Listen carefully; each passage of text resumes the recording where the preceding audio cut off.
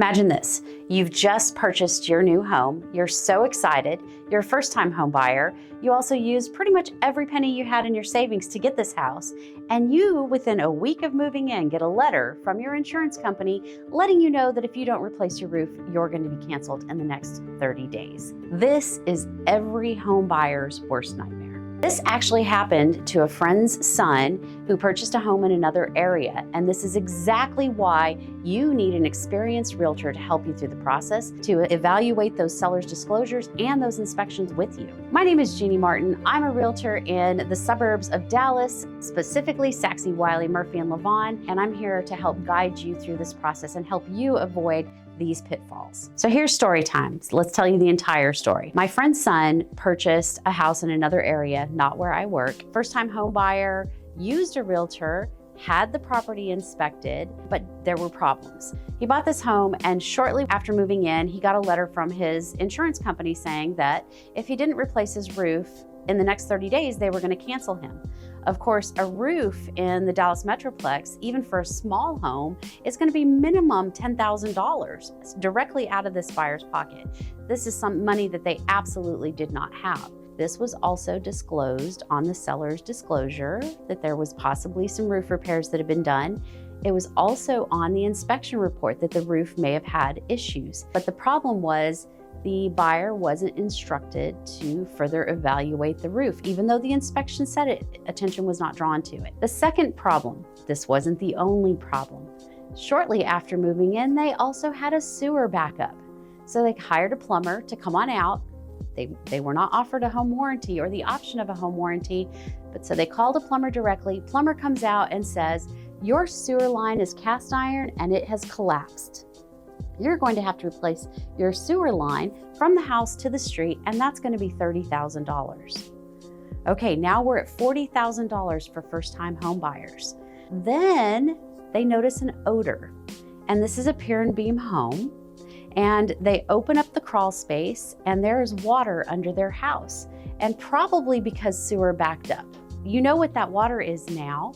And now we're up under the house and we're noticing that there's other issues. Now, when we received the seller's disclosure and we had the inspection report, the foundation was noted. The seller's disclosure said that they'd had previous work done and there was a warranty provided by a company. This all sounds great, right? We're just gonna call that company and find out what's going on because some things are moving now. We did have some water up under the house, but there's a real problem here. And so they start calling and the line to the foundation company is disconnected. And so then they do some Googling and find out this company actually never existed. This story is terrible. This is literally every buyer's worst nightmare. And so what is the resolution in this, or what could they have done to avoid this? Number one, hiring a realtor with experience that knows what to look for when evaluating seller's disclosures and inspections. I'm going to always call the foundation company and make sure the warranty's in place. Make sure that that foundation company exists still today. Foundation companies come and go. When it came to the roof, I absolutely would have had a roofer go take a look at it the minute it was noted that there could be a problem with the roof. And then cast iron pipe, let's just talk about that. We live in North Texas with clay soils that like to eat cast iron pipe.